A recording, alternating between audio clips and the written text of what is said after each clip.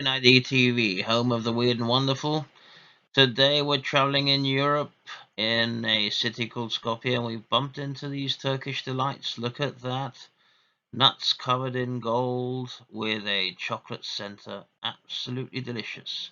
I'm going to present you to the company who actually makes these beautiful sweets.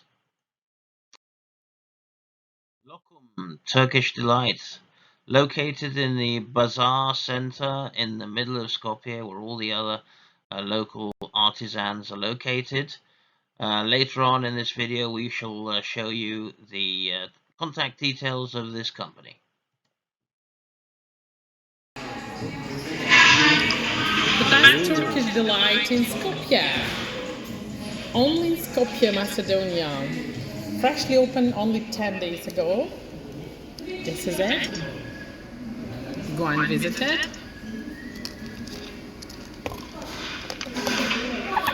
We have chocolate with gold, we've got kadayif, we got some pistachio with pink, amazing stuff, and some mandarins. Voilà.